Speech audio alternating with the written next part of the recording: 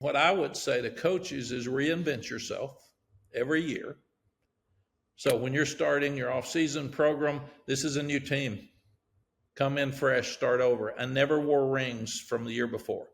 I never wore bowl rings. I never wore a national championship ring because I always told them this is your team. That was last year's team.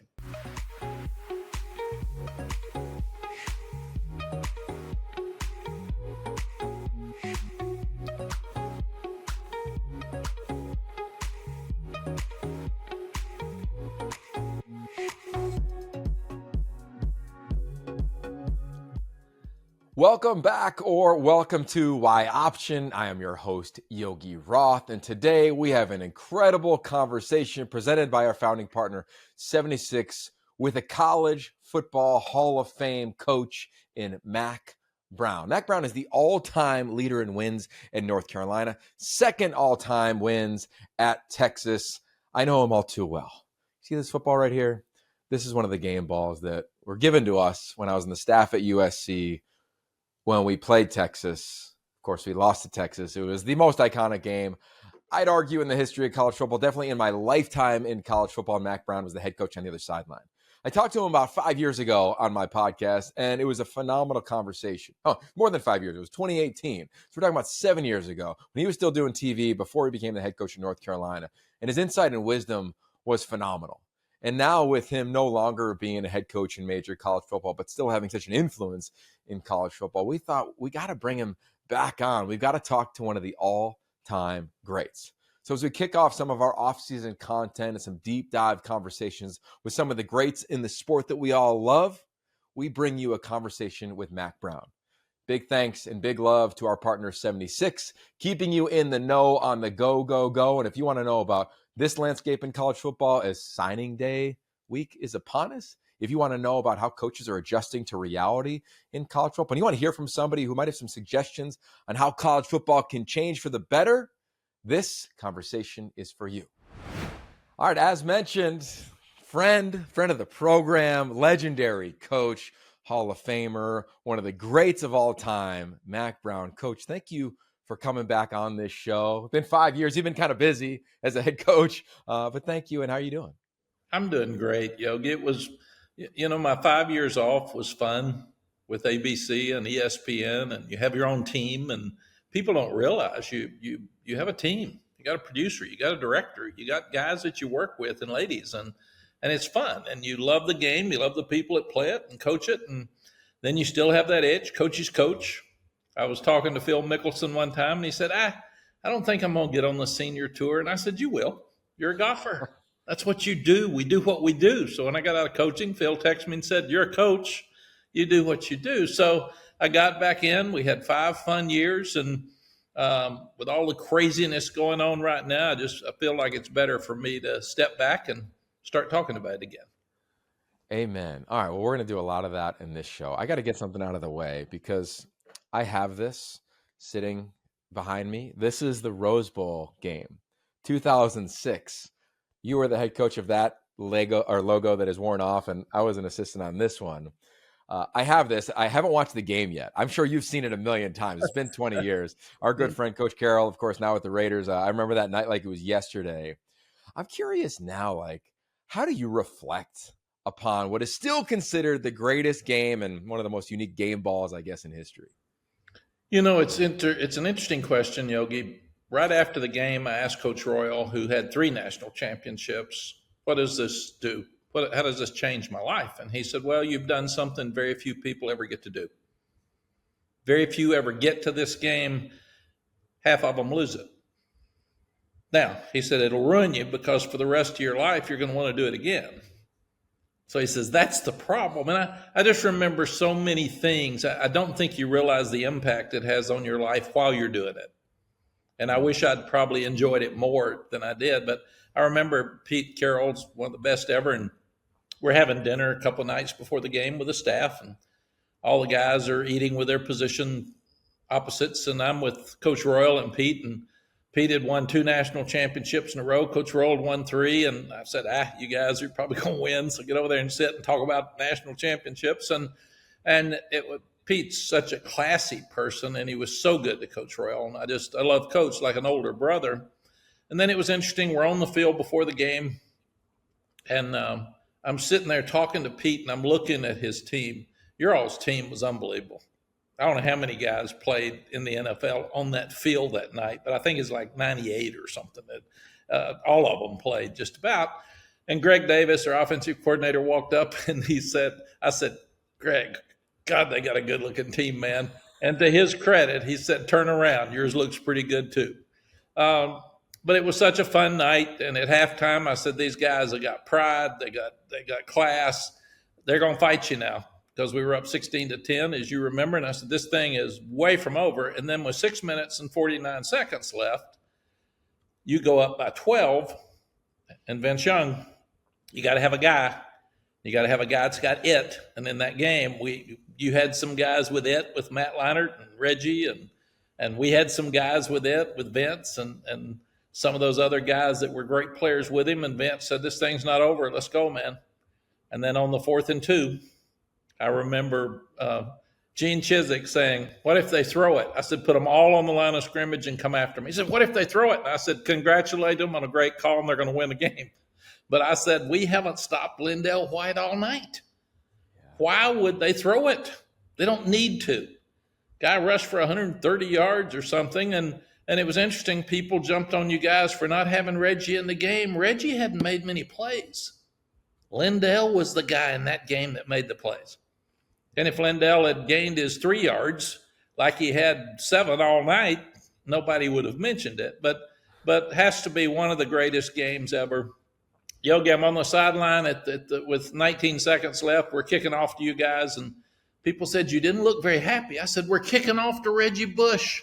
I mean, this thing's way from over, man. So don't even think about it. But it was just it was a game for the ages. It really was special.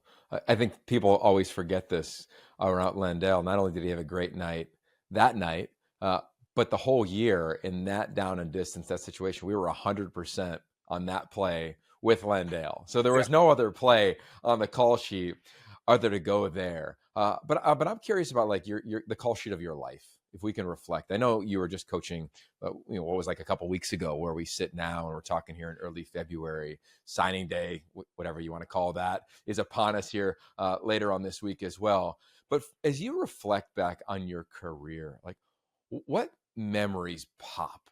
I mean, you coached elite teams. You've had magical moments, pregame, halftime, celebration. You've signed elite players. But I'm curious, for somebody of your stature, like what actually comes to the surface after such an illustrious career? Yogi, it's interesting. We're behind Wake Forest at halftime at North Carolina, my third year, 24-10. I'm probably going to get fired unless we win. We come back and win late, 31-24. So people say, what's one of the biggest games in your career? Well, I wouldn't have had a career if we didn't win that one. So, but then you go back to Florida State was number 1. We were number 4 in Chapel Hill, and game day was here. And that doesn't happen much in Chapel Hill for football. So that was cool. We got beat 20-3 because they were like an NFL West defense. We couldn't make a first down at that time, and Coach Bowden had it going, man. And then you coach a Heisman Trophy winner, and that's fun. You win a national championship, and that's fun. You go to 3 Rose Bowls for a young guy from Cookeville, Tennessee, that grew up watching the Rose Bowls. I mean, that was so cool to actually be there and get to play in one, because we never thought we would because of Big Ten and Pac-12. And then to win 2 of the 3, to be in the first game between Michigan and Texas and Michigan was really cool. US and all those iconic programs, USC and Texas, it's really cool. And then Alabama and Texas, and wish we hadn't gotten cold hurt, but that's part of football. That's part of what happens. But I remember when Coach Royal died, he got dementia, Yogi, and I would go see him, and he always remembered my name. But the last game he was in Royal Memorial Stadium, we were playing Wyoming. I made him the honorary coach, and he's walking off the field, and I go out and hug his neck, and he said, Coach, where am I? And I said, Coach, you're in your stadium. He said, I said, he said, "Who's playing?" I thought, ugh. I said, "Wyoming and Texas, coach." And he said, "Which is which?" And I said, "Texas has got the burnt orange, coach. You put that on them, man." And then he went into the home. And Yogi, the thing I'll remember, and I would say this to all coaches, he didn't know the stadium was named after him. He didn't know he won 3 national championships. He didn't know how many wins he had. But every ex-player that walked in that room, he remembered their name. So I think when you ask about careers, it's relationships more than anything else. I go back to North Carolina. One of our safeties, Michael Bolognese, is one of the best surgeons in the country. He's operating on my knee. He's giving me a knee replacement. And I remember I was laying there that morning. I looked up and said, "Michael, did I make you guys mad? Did I ever make any of you mad?" He said, "Coach, you made all of us mad, but you're good. Go to sleep. I'll take care of you." But it's about relationships. And that's what the game does. And that's what you miss when you get out. Because coaches can either enhance lives or change lives, and in some cases, save lives. Because you never know when that guy's at a really bad spot and you bumping into him in the hall or hugging his neck or saying, "Come here, come here. How's your mom and dad? What's happening at home, man? You don't look good. What's wrong? Let's talk." And maybe you save the guy's life. And that's what coaches do.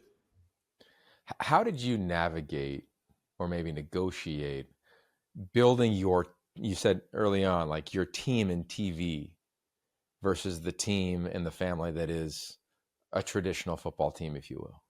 There's so many similarities that it was really interesting. And one thing I've learned is, and I had a lady that worked for President Bush, and I called her one time in Austin after we had played the national championship game. And I said, "Talk to me about what you see. You're a PR person. What do you see in our program?" She said, "You don't have enough fun." And I said, "What do you mean?" She said, "If I'm watching you and Pete Carroll, I'd rather have my son play for him. He laughs, he cuts up, he has fun, he looks like he's enjoying what he's doing." I said, "Well, I'm enjoying it, but I'm working. I'm thinking." She said, "He is too, but he has a smile on his face." So it's interesting in TV that you've got to have energy.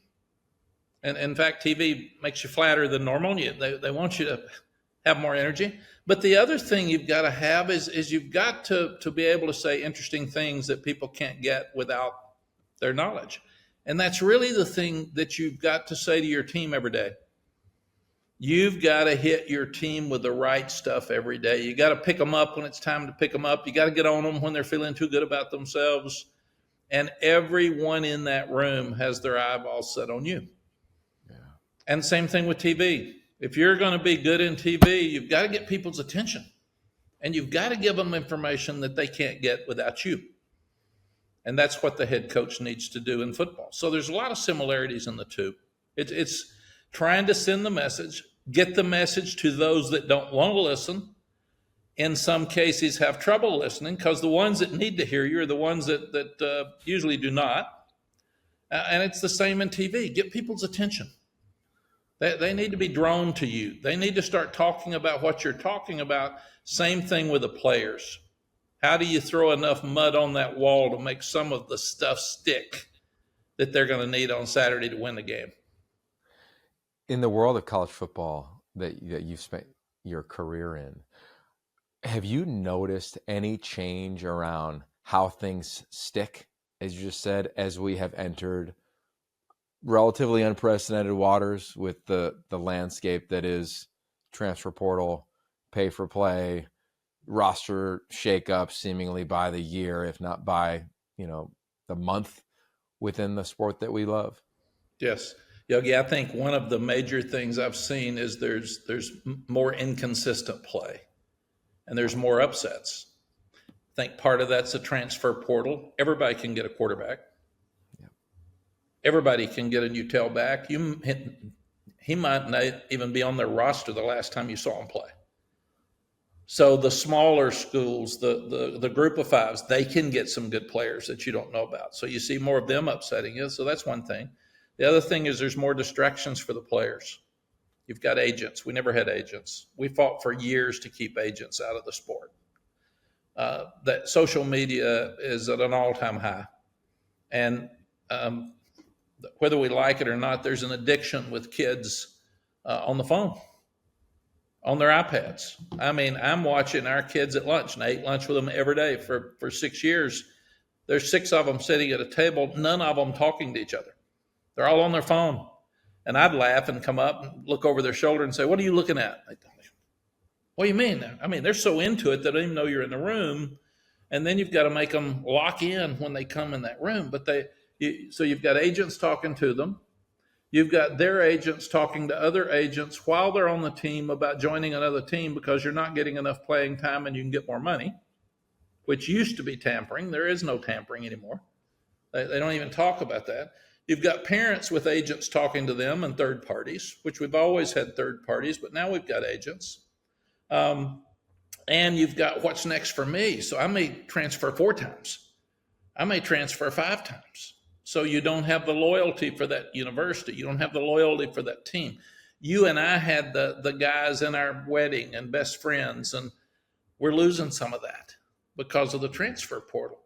So all of those things are making the game more inconsistent, I think, than ever. How do you see an Alabama get ahead of Georgia 30-3 or whatever it is, and then Georgia come back the second half?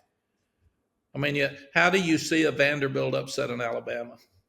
How do you see us lose to a James Madison and have 8 turnovers? I mean, you can't do those things, and those are things that we didn't see a few years ago. So I just think with all of the stuff that's going on, there's more distractions than ever before.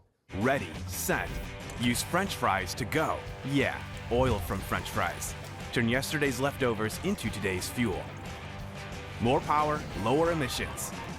76 renewable diesel fuels all the ways you go, go, go. Yeah, I think it's a fascinating conversation because, yeah, players, you told me this a long time ago, and I have quoted you, Coach, every time I bring it up, where I say, the great Mack Brown has told me that college football is about the players and the fans, and it's become about the media and the money. But the same things still win. You have to have culture. You have to have connectivity. You have to have trust. Obviously, scheme and talent, of course, get you in the door. I'm worried about some of those things eroding. And I love that the players are being compensated and taken care of and all of the things that we've talked about over the course of time. But what I'm scared about is that the lesson learned that I learned at Pitt, that you learned many times, that you taught many times around, hey, man, when it gets hard, like lean into it. Hey, when it's a challenge, there's a beautiful lesson on the other side.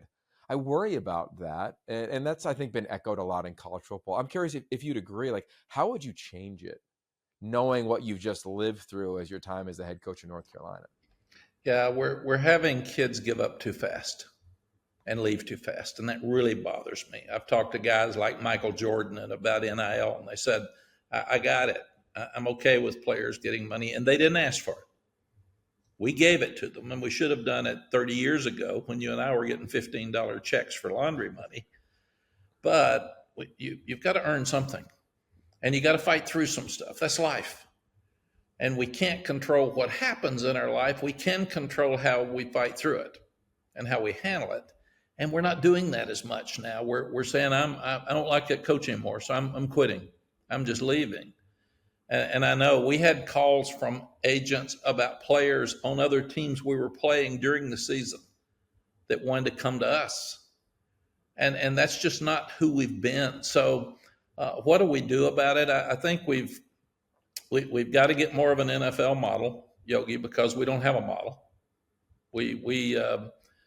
We made decisions without looking at the consequences, and it's gotten us in trouble. We had the transfer portal, which sounded like a good idea. Joe Burrow wouldn't have been able to win a national championship or the Heisman Trophy if he'd been the third-string quarterback at Ohio State. I'm okay with that. But don't be buying starters off teams and tampering. So the transfer portal and NIL collided, and they've made a mess. Then the transfer portal during the bowl games is a mess. I mean, the whole Marshall team decided they didn't want to play, or they're all transferring. There wasn't enough. The Penn State backup quarterback sees the starter's going to come back, so I'm going to leave right in the middle of the playoffs, and he's playing. So that's a difficult thing. We've got to handle that. There's 2 windows But the window after spring practice has not been a window where there's much left because everybody sets their team for spring practice. If you put it after the playoffs are so late now. Most of the schools have started. So it's too late for a transfer to get in the portal and get in that school. So it's a problem, and we've got to get a lot of smart people in one room with Congress and with the NCAA and with the commissioners and with somebody that needs to be in charge of all this, with the AFCA, with Craig Bowl, and get somebody. So a lot of smart people can say, okay, let's figure this out. We got some really stupid things that we're doing. We need collective bargaining. We need a salary cap. How can we give these guys $10 million, $12 million to sign out of high school when you don't even know if they're going to be any good? Yeah. And it's not fair to the boosters because they've got booster fatigue. They're tired. We're asking them for season ticket money. We're asking them money for buildings, facilities. We're asking them money for NIL, for at North Carolina, 28 sports. It's not fair. You get fatigue. I said the guys got caller ID. They're going to quit picking up the phone when they see your number coming. And the portal costs twice as much this year for kids as it did last year. So it's going to keep coming up. And Yogi, I even had a coach tell me, and I will not say who it was, at a prominent program that's doing really well in basketball and football. And he said their AD brought him in 3 years ago when NIL started and said, okay, for the first time in the history of college sports, we can buy players. So I'm going to get you as much money as I possibly can because they're going to wake up and change these rules at some point. And I want us to be so good and so far ahead at that point that the others can't catch up. So you go get the best players you can get and I'm going to pay for them. And those are the ADs that have been aggressive and forward thinking. And they're 6 of those teams with those type ADs and that type money are the ones that ended up playing for the national championship in the end. It was interesting. So I cover games for the Big Ten Network and Fox, and I tracked the playoff. I won't say which game I was at. Anybody could surmise if they tracked me throughout the postseason. But I was at midfield, and I talked to both GMs of a team in a game. And we were having a conversation around, God, how are you keeping your roster intact? And one of the GMs I'm buddies with, and I was like, you're having that conversation? Like, you're one of the bluest bloods of bluest bloods. And they're like, we know. Like, it's just kind of a gnarly world. So I want to give you a theory that I have.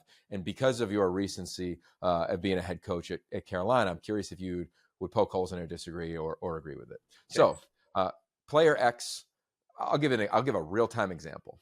Jordan Addison went to Pitt. I went to Pitt. I played wide receiver at Pitt. Love my institution. He went to Biletnikoff at Pitt. Transfers out to USC in that spring portal window that you referenced. Spent the season at USC. Was a first-round pick. Didn't win the Biletnikoff. Wasn't an All-American. Was a hell of a player. Great player for them. But in a litany of USC wide receivers, is not Keyshawn, is not Marquise Lee. Like he's far down the line. Middle of the road, you might argue, or top third, whatever you want to say. Really talented player. Here's my positioning is that at the place he left, where he was going to be a legend, it's going to be a long time, I think, before they really fall back in love with him. And the place he went to, he was there for such a short period of time that he really was an elite player, but he was a transaction. And when I do media training with players, I do pretty regularly, I say, look, you already wear a helmet. You're already a ranking, and now you're a transaction. So we have to compete to tell your story so people can not only lean into the human, but also show up for the human when your career is over. And I wonder, my theory is the support of an athletic department or of a fan base eroding for players when they come in for a season or for a half of a year? Or do I just need to accept what reality is? And no, alumni bases are still going to change and they're just going to love on whatever player shows up within their facility. Yeah. Well, number one, Jordan Addison beat us. So I'm fully aware of how good he was. He's talented. He was a great player. Number two, we had Omarion Hampton this year, maybe the best running back in the country. He was in that group. And we had Kamen Rucker, who was 4th in the country in pressures and sacks last year. They both got offered 3-4 times as much money to leave, just like Jordan, and they decided to stay. Drake May, year before, got offered 4 times as much money to leave. He decided to stay. I said, why'd you stay? We trust you. We want to have a home when we get through. We want to have a place to come back to. And that's why these kids should be loyal to their school. That little bit of money that they're going to make for going to other schools, that erases the memory, the hard work, the influence that they had at their current school is gone. And Yogi, coaches have trouble finding a place to quit and retire, and because it usually doesn't end well. Players the same way. Drake Mays said, Coach, I'm going to live in Charlotte. I'm going to be coming back to Charlotte. So I'm not going anywhere. And I told our collective, you guys need to pay him some. Now, they're not paying him near as much. Like Omarion, he turned down $1.3 million to get $300,000. Wow. But his dad said, I know you, I trust you. If he's going to make any money, it's going to be after he gets out of here anyway. So one of the things I'm worried about, Yogi, is the families that are taking a check from NIL, and it's a good check, but not enough for the rest of their lives. Yeah. And they're changing some of the things. Could Jordan have gotten a better job through Pittsburgh and had a place to go back the rest of his life and been one of the best receivers in the history of Pittsburgh as compared to being a guy at USC that stayed there for 4 months? I mean, those are things that we're seeing happen that I don't think are best for kids. Yeah. And that makes it tough. It does make it tougher for a fan base. Now, we know winning's a disease. It's an addiction. So people are going to still follow, but they're going to get more frustrated. I looked up, I think it was the other night, and I saw Kentucky's got 13 new basketball players. Last year in the Final Four, the two teams, those teams were all new. And nobody even knew who the players were. So it's different. And I've always said this, and you just said it, it's about the kids first, and it's about the fans second, because without either one of them, we don't have anything. We don't have a game. And then the parents are part of that fan base and that kid. And even with the playoffs now, we're having them travel 12 games, 15 games. It's so much more than ever before. So now we're going to have to start paying them more money to be able to travel. So we've got to look at what's best for the people that are keeping our game alive and keeping it for what it is. And we can't just get so greedy where we had the number one APR in the ACC. We were tied with Northwestern for number 3 in the country. Nobody cared. Yeah. Nobody cared. Right. At one point when you and I were playing and coaching, everybody talked about graduation rates. Even punished you if the graduation rate wasn't good enough. Well, when guys transfer, they've got about a 63% chance to transfer. If you transfer 4 times, you're not going to graduate. And so what happens to graduation rates? So how many of these kids that get a little money up front for NIL, but transfer 4 times are going to end up on the streets? They're not going to have a degree. They're not going to have a job. And then we're going to be getting into mental health issues. And see some really sad situations. And that's what I'm worried about more than anything else. Yeah, I'm with you. It's a fascinating conversation. Like, you should come this summer if you're around to Elite 11. It's a premier quarterback camp here in Southern California. I know you know Andy Bark, the guy who founded it. It's really cool because I thought the last 2 years, because of all the things we're referencing, the group would be arrogant, narcissists, would just be horrible, like compared to years past. In the last 2 years, I've done it for almost 20 years now. It's been the best 2 years run we've ever had. Like, the young men are phenomenal. The parents are incredible. And I always go to, like, the empathy that you live your life with, we try to live our life with at the Elite 11. I try to live my life with is like trying to navigate how they navigate it. Because there is not a blueprint. Like, I wrote a book called 5-Star QB to help people navigate quarterbacks. How do you process the world that you cannot Google how to be a 5-star, how to be the parent of a big time recruit? I've talked to recruits that you've recruited, and everybody's trying to just figure this thing out. And I think as a lot of fans sometimes can be like, all right, I'm going to just light this sport up, versus, hey, let's slow it down a little bit. Like, people are trying to just do their best. And it's such a, like Jordan, I look at Jordan, like, I don't blame you. Like, you want to come to Southern California, you want to play with Caleb Williams, like, all these things are amazing. And there's many others. It's just such a hard thing, I think, to put like a blanket statement on. And I love where you said of, we need to get everybody in a collective room and make collective decisions that are thoughtful. We do, and figure out what the problems are. Amen.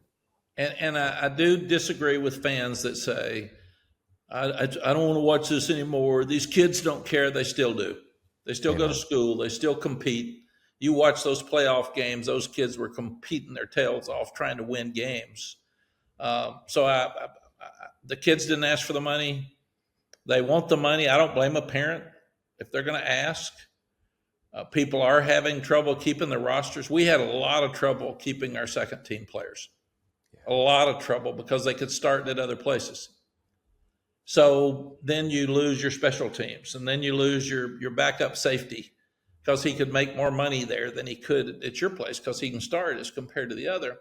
But I still believe in the kids, and they do want to compete. We had a booster that was he's in the Hall of Fame. He's an NFL Hall of Famer.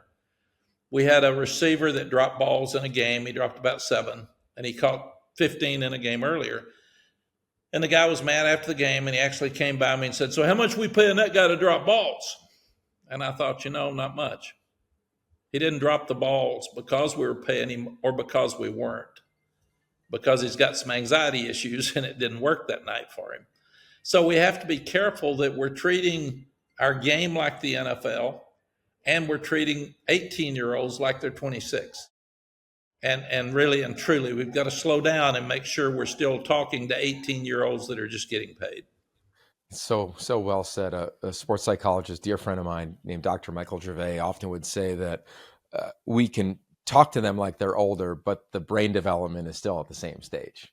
Like you can't change that, right? But your brain isn't even fully developed till you're 25. So we're talking about young men at 18, 19, 20. Like I think of some of these young quarterbacks that have transferred 2, 3, 4 times. And I'm like, I try to empathize because you're navigating so much. And I think people like you is what the sport needs. So let's go to that, Coach. Like, do you want to run this thing? Do you want to be the head of college football? Like, obviously you have influence. We just saw our good friend Pete Carroll, 73 years old, become a head coach. Like, do you still want to leave your fingerprints with a whistle around your neck on the game? Or do you want to go into a more of an administrative role? Like you can clearly impact the sport we adore. Yeah. Well, Yogi, I love the players. I love the coaches. And I love the game. That's all I've ever done. I played when I was in the 4th grade. So I've been involved in this game my entire life. So I want to do something. I don't want to be the commissioner of college football until somebody figures out how to get everybody in the same room and make decisions. Right now, people are worried about lawsuits. They're worried about Title IX. They're worried about somebody getting their feelings hurt. So there's so many worries that what's best? Let's figure out what is best for our game and those kids and those fans and those parents and the coaches. The coaches have got a tougher life, a more difficult life now than ever before. And let's go back and figure out what keeps this game getting better. It's a great game. And we've gotten off track a little bit. It's going to get back on track. I don't know when. But the sooner the better. And we got to get it back on track, and we got to get people to do it. So I want to help. I want to be involved. I think they need to start asking people that have lived the life some of the questions before the decisions are made. A lot of these decisions have been made without ever asking a coach. And the coaches could have said, that's not going to work, and here's why. And then you go back and say, this might work. Or what if we tweak it this way? Or let's look at this way first. But we, instead of taking a pill, we took the bottle. We just took the whole bottle and said, okay, let's go transfer. Everybody can transfer it wants to. Because we fought the NCAA for Tez Walker, our receiver, to transfer. And we felt like he should transfer. Then after we got him eligible, they said, okay, now everybody can transfer. And you don't want everybody being able to transfer at all times. It's just not healthy. It got me, Yogi. We were in the mountains of North Carolina, Sally and I. The first year we were back at North Carolina, and one of our friends had his son shot himself and killed himself. He was 19 years old and a freshman in college. Brilliant kid, on scholarship. So we got scared. Nobody wants to lose a child. And we ran back to North Carolina. We called a team meeting and said, okay, this just happened. We didn't use names, and said, if anybody in this room, I don't know anything about suicide. I'm not a psychiatrist. I'm not a doctor, but I do know it hurts. It hurts parents. It hurts friends. So if you're feeling down, let's get some help. Talk to me. Talk to your friends. Let's talk to your parents, but do not get yourself in a hole where you can't get out. So we walked upstairs, and a young man comes up right after that and sits in my office with Sally and I sitting there and started crying. He said, Coach, I was on a bridge 2 nights ago, and I was going to jump, and I didn't, and you got my attention, so I need help. So for those coaches out there, it's not just about dollars. It's not just about your buyout. It's not just about your wins and losses. You have an obligation to these kids to help them navigate their life and get through tough times. They're in a very difficult time in their life. We think it's easy. They don't have jobs, and they can just go to school and they can date and have fun, and a lot of pressure now, a tremendous amount of pressure, more than we had. And that's why the coach has to be very careful what he says to that kid, because he's going to listen. And at this age, Yogi, I've got so many kids that are 50-year-olds now that come up and say, Coach, you remember when you came to my dad's funeral? You remember when you hugged my neck? You remember when you brought me in, yelled at me for doing this wrong? You saved my life, man. And it's a very, very powerful position to be a coach, and you got to be really, really careful that you use it properly. You reference pressure. Coaches are under a lot of pressure. A lot of coaches listen to this show. How did you navigate it? What lessons might have you learned from a positive or a negative experience? I love my granddad. He was the winningest high school football coach in Middle Tennessee history. His name was Eddie Watson. His name's on the stadium now. And he always told me, always do what you know is the right thing to do. And that's what I've always done. And he said, if they're going to get mad at you for telling them the truth, they're going to get mad at you if you lie to them now and they find the truth out later. So what I've always done, Yogi, is if I thought it was the right thing to do, whether it was popular or not, I would do it. And I always felt like you need to sit down and tell people directly what you like about what they're doing and what you're concerned about. You don't have to cuss them. You don't have to yell at them. But even with your coaches and our staff meetings, we wrote down every note in a staff meeting, because assistant coaches would come back and say, you didn't say that. And I'd say, go back to notes 4 days ago, number 4, and read it, because you didn't pay attention in the meeting. It's there. And I told you I wanted it fixed, and I want it fixed now. But some people would say that I was too direct. I thought I was doing them a favor by being very transparent and very honest and telling them what I thought they were doing well, but also telling them what needed to get fixed. And that was the way I handled things. And I didn't, one thing I regret in my 36 years as a head coach, and I did a better job of it this year, I didn't handle losing well. And I thought that was kind of a badge of honor. You're not supposed to handle losing well. Well, I read something about a year ago that with Tom Landry that said you learn from losses, and you waste the loss if you don't learn from it. And very seldom did we lose back-to-back games in my career, but I was miserable because I thought, what did we miss? Why weren't we more prepared? And I always took it personal. I always thought it was my fault. Maybe I shouldn't have hired that coach that's not doing his job. Because if I fire him, I'm the one who hired him, and it's his fault. But maybe it's my fault that he couldn't do what I asked him to do. So you would always go back and look at those things. But I didn't. I asked Coach Royal after 20 years at Texas, why'd you quit? He quit at 52 years old. I said, why'd you quit at 52 years old? He said, because and coaches need to hear this, because the wins became relief and the losses became devastation. And I had no joy in my life. And I think that's the way I got. I got so at Texas that you had to win, because your identity became winning instead of just what you're doing for those players and how you're trying to help them. And then it's interesting, in 2001, we lost a player here named Cole Pittman at Texas. And he flipped a truck. And it was in spring. It was right before spring practice started. And the highway patrol called me, identified the body, had to call his parents, had to go to the funeral. Had to have a team meeting. Day before spring practice started. He was a redshirt sophomore named Cole Pittman. So it changes your life, because that's a call you don't want to get. And I can't even imagine, they're doing a movie now. And Mark Pittman, still to this day, I think about that funeral and what I said. Well, this year we had a young guy named Tylee Kraft that died. He had stage 4 cancer for 2.5 years. And we watched him and had him every day at practice and every meeting. And Yogi, he'd come to practice. He'd just be through with chemo. He'd be throwing up. And I'd say, why don't you go back to your room? And he'd say, no, man, I need to be out here. And he'd say, how are you? Are you doing okay, coach? I worry about you because we've lost a couple of games. And I'm thinking, listen to this kid. So we got to a point where we saw him go from working out to a cane to a wheelchair to hospice to dying.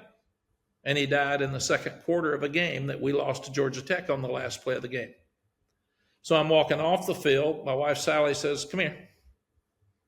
Tylee died during the second quarter. And Mom, we kept it off the internet. Mom wants you to tell the team. She wants you to tell the media. And then she wants you to come and see the family. And I said, okay. So you walk in and say, oh, sorry about the game. We had our chances. We didn't finish it right. Listen, we just... Tylee just passed away. We just lost him. Then you go tell the media the same thing. Then you go see the family and you see Tylee and then you have a funeral. So what you learn as a coach is that, number one, those lives that you're involved with really and truly are the reason that you coach and the reason we all started this. And making sure that we learn those life lessons watching. We learned from Cole Pittman dying in the spring, but I'd never been around a player that died in the fall. We got a call Friday night before that game, he might die. So I'm not sleeping. I get up the next morning. Do we have the game? If he dies tonight, do we tell the team? Georgia Tech's already in town. What do we do? I've never done this. So there's no book. And then I really think he and Mom stayed alive till the game started, just to so the guys could have the game. So then, Yogi, for coaches, we go to the funeral. And that's not very fun, but it's not about us. It's about him and his parents and his mom, who was is a police officer in Sumter, South Carolina, and drove back and forth for 2.5 years to make sure she saw him, took care of him. And then I learned from that day that, number one, we don't know how long we've got, so we better enjoy every day. Number two, we don't know what's going to happen to us, so we try to make sure good things happen, but we're all going to have some difficult things come up in life. Life's tough. It's different. And when those come up, the successful people are going to take negatives and turn them into positives. So it's how you respond to the negative things that you're going to have, because you're going to have them. And then the other thing is the minister, Mitch Mason, who was our minister at the funeral, said, grief is handled in different ways. So don't judge somebody for that, how they handle grief. Some people laugh about the memories they had. Some people are depressed. Some people really grieve and want to be quiet in honor of. So don't judge how a teammate or somebody else handles grief. And he also said, and on the day that you bury somebody or you lose them, that it's grief's like a stone. It's really heavy. And then every day past that, you never forget that. But it gets better. That stone gets a little bit lighter. So there were so many life lessons for us. And I was so proud of that team. They won 3 in a row. They lost 4 in a row. Then they came back and won 3 in a row with everything happening bad for them. So those are the life lessons that you can't get back. So even though our team won 6 games, they got so many lessons that will help them for the rest of their lives, probably more than the national championship team that won 13. Wow. It's a really cool reminder of the role of a coach. It's one of my favorite phrases. So I know we've kept you for a while. I want to finish with this. I think that men generally, especially those of us that have lived a life in sport, we are horrible at self-compassion. We are horrible at, hey, nice job, dad, husband, coach, amid a loss or amid adversity or amid success, because it's head down, go to the next one, right? To your earlier point. I think coaches are even worse than traditional men who live in sport. I think coaches very rarely wake up in the morning and give themselves a high five in the mirror. Very rarely say, hey, man, kicking ass, nice job. Like, okay, we lost our left tackle, but we still had a successful game plan. Like, whatever it might be. it sounds like you're agreeing with that with your reaction. Absolutely. And I What was the might worst. okay, yeah, there you go. Yeah. So coach up a coach. Coach up these coaches that it's okay to say to yourself, doing a good job, man. Even though as Chris Peterson says, the external scoreboard may be different than the internal scoreboard. How would you advise the coach right now who's kicking off their offseason program, who came off a season where maybe they're feeling a little heat? You know what that is like. Who maybe isn't living up to their own expectations, or maybe is coming off a high, just to accept that phrase and maybe put it into their daily life. Yeah, Yogi, it's a great point, and for coaches and not even just young coaches, all coaches. I remember we won the national championship game. The next day, Vince Young's in my office. He drove up in a white limo and said, "We need to talk." And I said, "We really don't. I mean, you're out of here. You wouldn't be driving up in a white limo."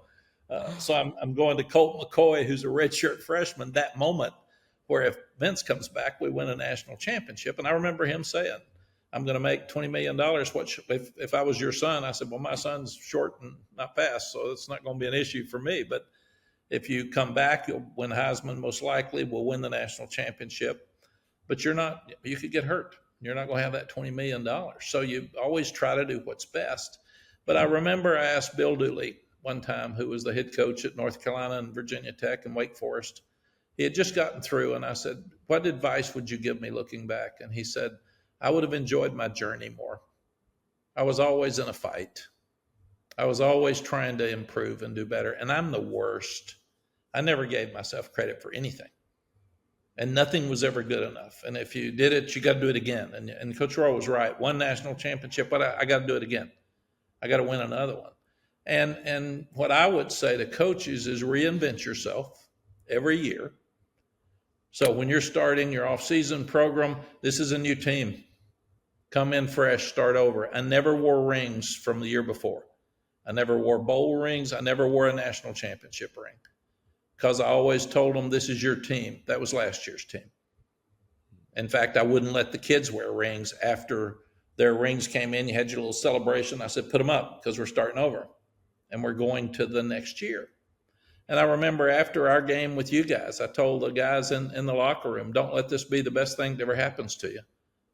I don't like the 40-year-olds talking about a game they had in high school or college. Talk about your family. Use this to get a better life. Use this to give lessons to your kids and your children, or praise your wife. But I even learned, Yogi, we started practicing at a meeting at 6:30 in the mornings when I got to North Carolina because Larry Fedora had it set up that way. I made the coaches go home at night. Go home and eat with your families because coaches miss their kids. They miss families. And you don't get that back. So I would say do the best you can. Be really positive. Don't gripe about all the things that are happening right now because it's real. And if you quit this, you got to get a real job. And coaching's never been a real job. We've all had the best job in the world. So I'd tell our coaches, you're making $650,000. If you quit today, what are you going to do to make $650,000? Come on, man. So quit griping and don't put it on the players because it's all about I learned, and this is happening with athletic directors and presidents, and unless you're aligned right now with transfer portal and especially NIL and admissions, unless you've got a strategic plan with that alignment, unless you're all together moving forward with that plan, you're probably not going to make it. Yeah, amen to that. And that's so important. But I do. Coaches have to enjoy coaching, and you got to enjoy the little victories that you get off the field with each player. And when you lose that, I don't think it works as good. Coach, I have so many other questions I would love to ask you. So many personal questions I want to ask you as well. I will save them for the next time we do this. Thank you for the time. I want to end with one quick story that I want to share with you about your direct influence on me. It was the year of the national championship game where Texas played Alabama. I drove to that game with now the Raiders head coach, Pete Carroll. He had just accepted the job to go to the Seahawks. And we went out on the field and nobody knew it except a handful of people in his world.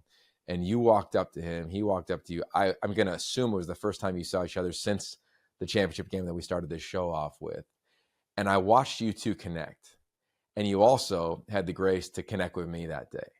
And I feel as though your persona and your reality, they mirror one another, because you are so incredibly kind to all the people you meet. And whether it was me at 25, 26 years old, an icon like Pete, or all the people you've referenced even today on our conversation, man, like, it is just who you are. And I just want to say thanks for that, because that little moment had a huge impact on me and my football life 15, 20 years ago. Thank you, Yogi. I've been so blessed, and I've had such a great life.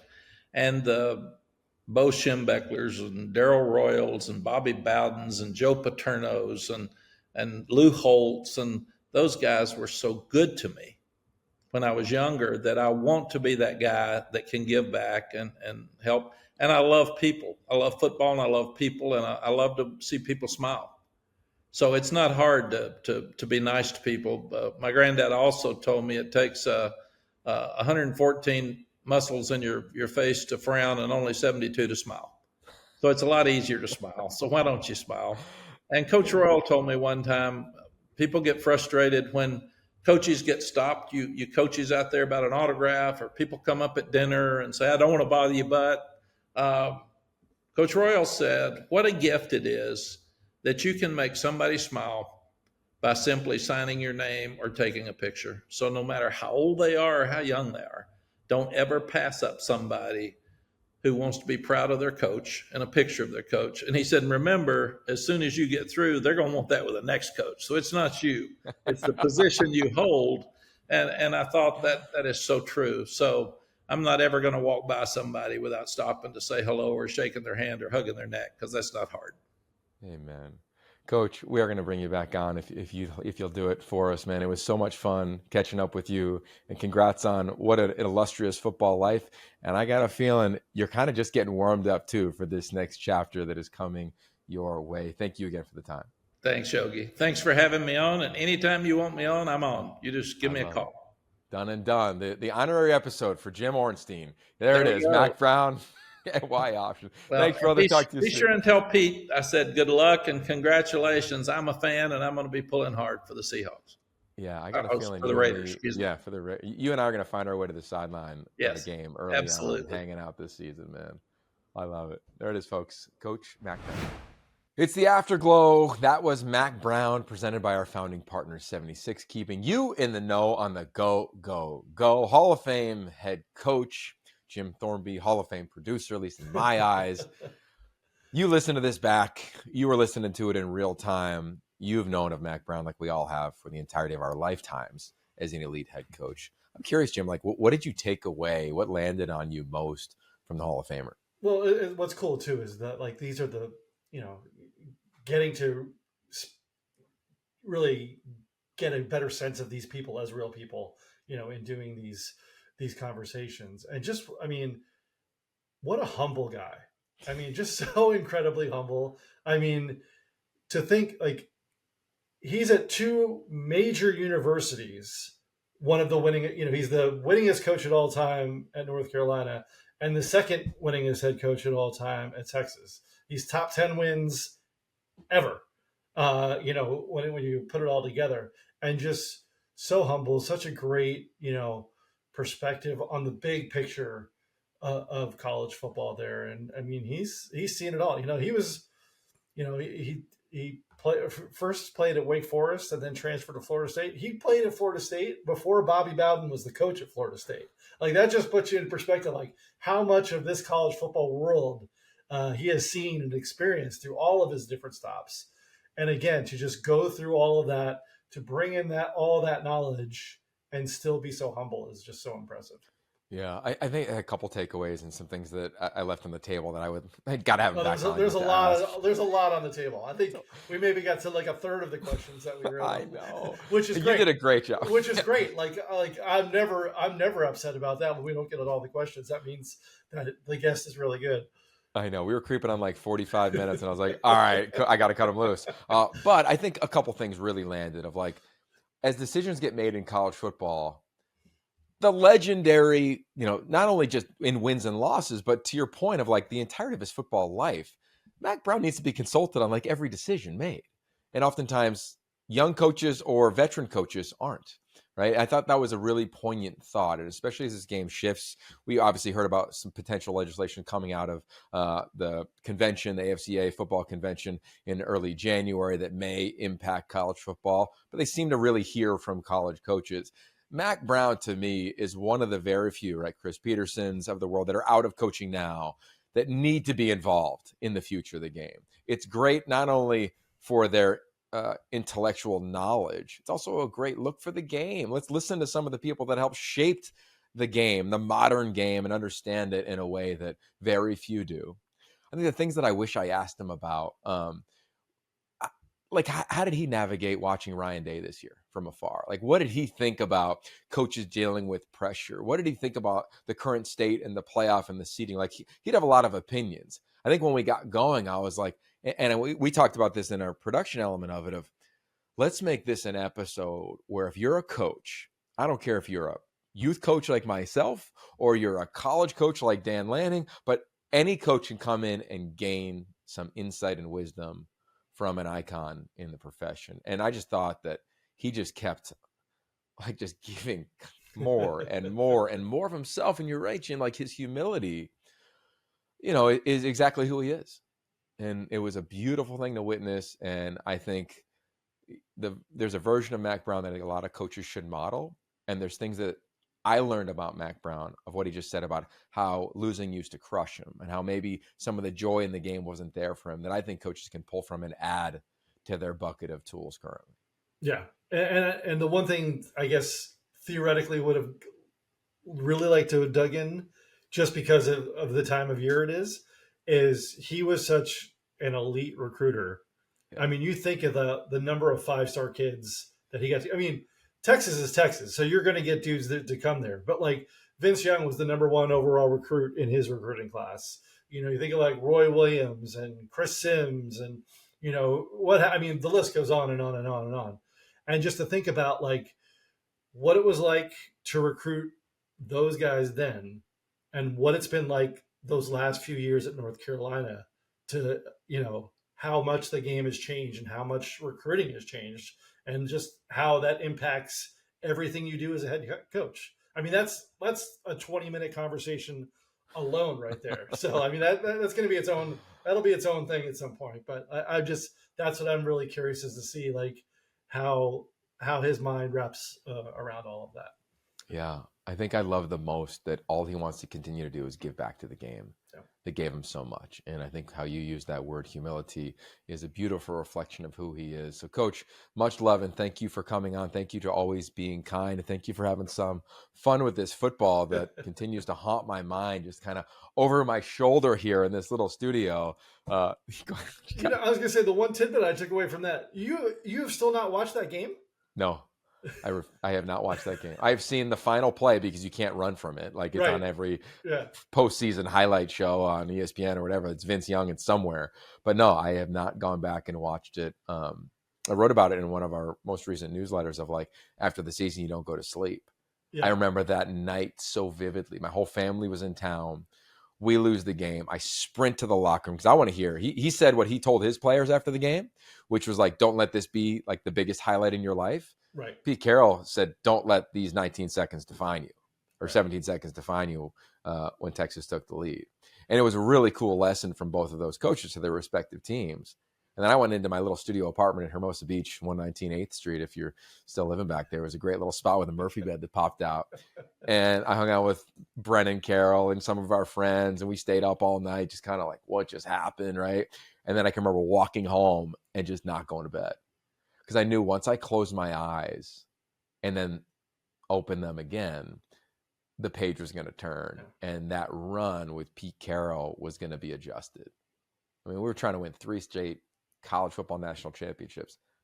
Nobody's ever done it, to my knowledge, right? Georgia tried, didn't get it done. It was, I think, Minnesota, like back in the 40s. But obviously that's like but obviously that's a much different landscape when literally it's like, oh, you're the champion. Like it's not right. Good point.